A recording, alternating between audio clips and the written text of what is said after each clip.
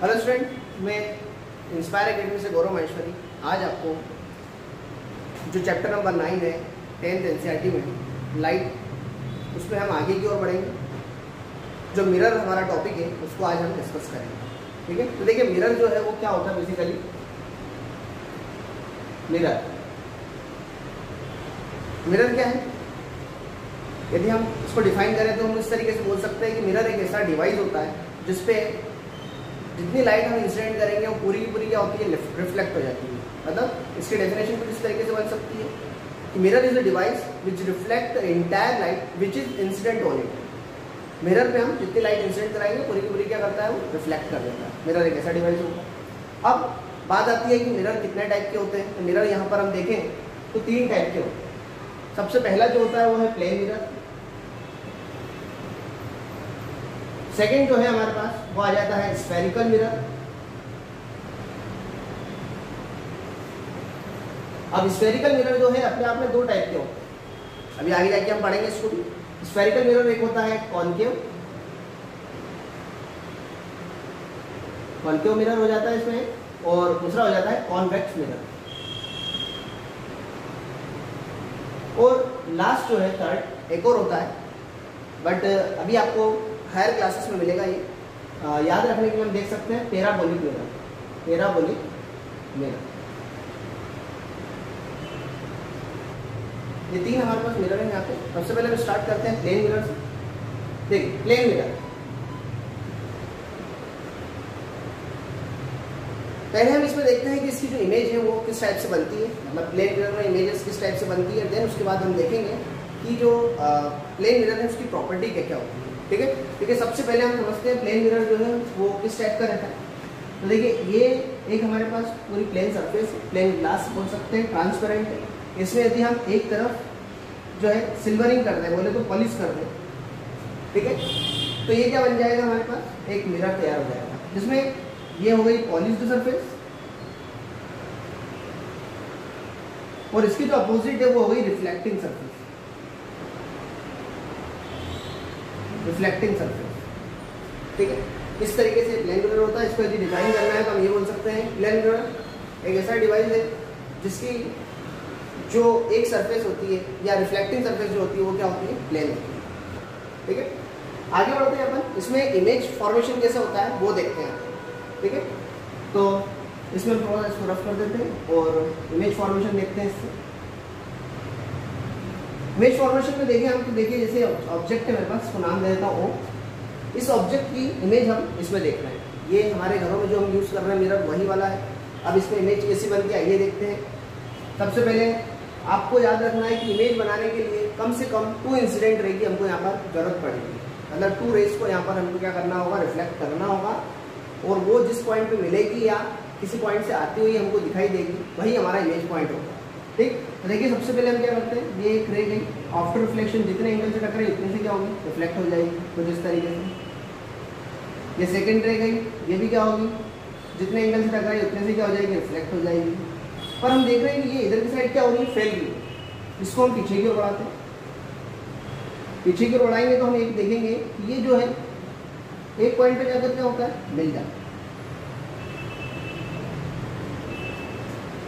जिस पॉइंट पे मिलेगा तब वो कहलाएगा इसका इमेज पॉइंट, और इसे हम कोऑर्डिनेट्स बता सकते हैं। मतलब ये जो ऑब्जेक्ट है इसकी इमेज हमको यहाँ पर दिखाई देगी। ठीक है, अब ये जो इमेज बन रही है इसकी हम प्रॉपर्टीज देखें। तो प्रॉपर्टी ऑफ, या बोल सकते हैं प्लेन मिरर से जो इमेज बना रहे हैं तो प्लेन मिरर की हम प्रॉपर्टी देख ले सकते हैं। Properties of plane mirror. Plane mirror की प्रॉपर्टी यदि देखें, सबसे पहली प्रॉपर्टी, फर्स्ट प्रॉपर्टी क्या होती है कि प्लेन मिरर से जितनी भी इमेजेस बन रही है वो सब कैसी होगी, वर्चुअल एंड डायरेक्ट, है ना। Image formed by plane mirror is always virtual and direct। सबसे पहली बात तो ये हो गई। सेकंड ये होगा कि जो इमेज बन रही है उसमें लेटरल इन्वर्जन होता है। लेटरल इन्वर्जन जैसे हम देखते हैं कि यदि हम प्लेन में हम राइट हैंड बताएंगे तो उसमें लेफ्ट हैंड नजर आएगा, मतलब लेटरल क्या हो रहा है, इन्वर्जन हो रहा है। सिमिलरली लेटर्स को यदि हम देखेंगे तो लेटर में भी क्या होगा, लेटर इन्वर्जन होगा। जैसे पी जो है ऐसा बना है तो हमको मिरर में कैसा दिखाई देगा, कुछ इस तरीके से इन्वर्ट, ठीक है। इसलिए हमने देखा होगा जो एम्बुलेंस होती है उसमें उल्टे अक्षर में लिखा रहता है, ताकि यदि हम मिरर में देखेंगे व्हीकल्स के तो हमको सीधा नजर आएगा, ठीक है। तो सबसे पहली बात तो ये हो गया कि इससे जो प्लेन मिरर से इमेजेस बनती है वो सब कैसी होती है, वर्चुअल एंड डायरेक्ट होती है। सेकेंड बात ये होती है कि उसमें क्या होता है, लेटरल इन्वर्जन होता है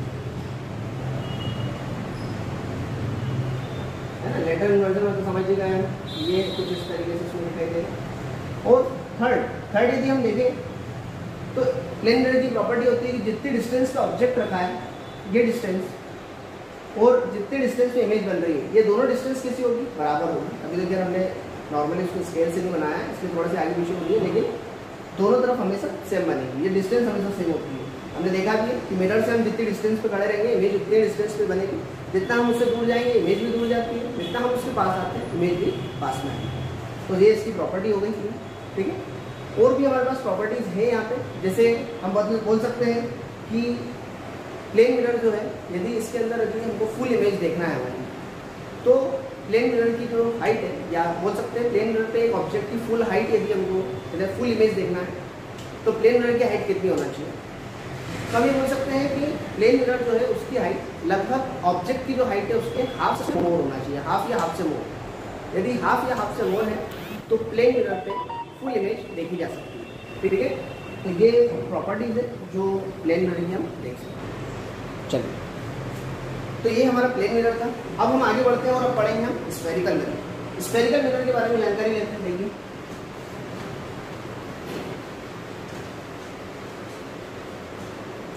स्फेरिकल मिरर,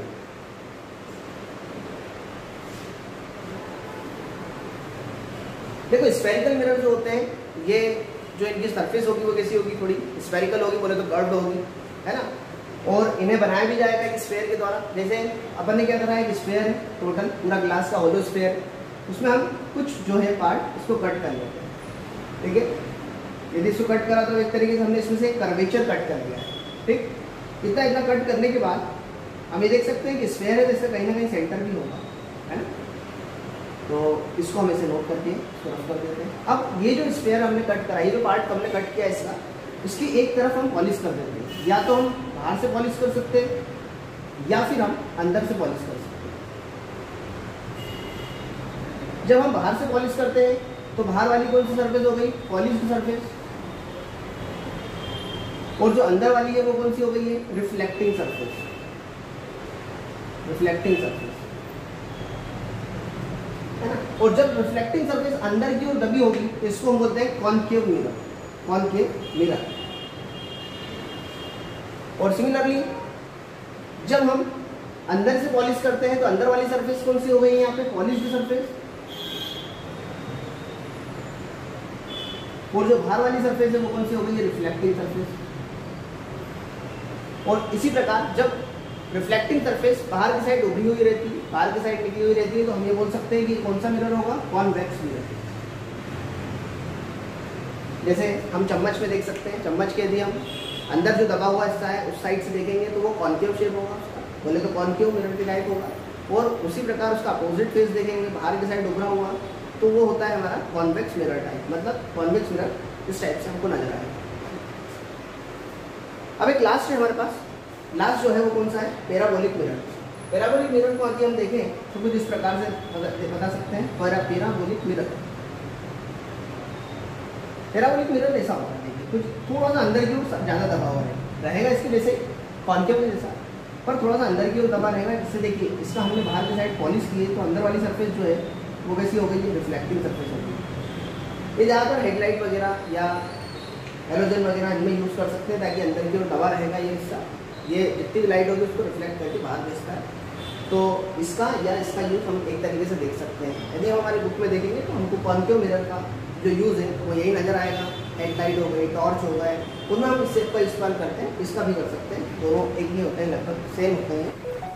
चलिए अब हम शुरू करते हैं। स्फेरिकल मिरर जो है इसको हम थोड़ा डिटेल में पढ़ेंगे, स्फेरिकल मिरर के बारे में और जानकारी लेते हैं। देखिए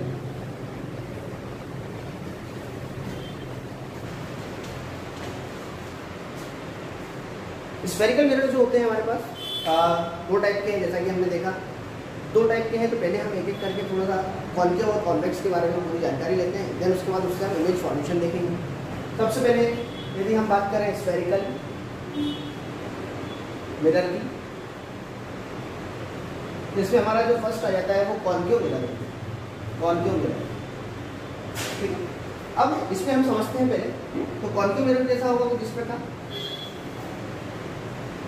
कॉन्केव मिरर कुछ होगा इस प्रकार, जैसे इसमें हमने क्या करा है, जो बाहर की साइड से पॉलिश कर दी गई है। अब ये जो हमने देखा था कि एक स्फेयर जो था उसके हमने पार्ट कट किया था और इसको कट करके हमने बाहर की साइड पॉलिश करके बनाया था कॉन्केव मिरर। मतलब ये जो कॉन्केव मिरर है ये एक स्फेयर का पार्ट है। ये जिस स्फेयर का पार्ट है उसका जो सेंटर होता है, मान लो इसका सेंटर होगा, तो इसका कुछ जो सेंटर होगा जिसने स्फेयर से इसको कट किया है, वो ये चूंकि कर्वेचर है उस स्फेयर एक छोटा पार्ट, तो हम ये बोल सकते हैं कि ये जो सेंटर होगा इसके लिए भी हम बोलेंगे तो कहलाएगा centre of curvature, centre of curvature. और ये जो मिरर है इसका भी एक सेंटर पॉइंट होगा जिसको हम क्या बोलते हैं, पोल। ये है पोल। सेंटर ऑफ कर्वेचर और पोल को एक लाइन ज्वाइन करती है, सेंटर ऑफ कर्वेचर और पोल को एक लाइन ज्वाइन करती है जिसको हम बोलते हैं प्रिंसिपल एक्सिस। ये है प्रिंसिपल एक्सिस।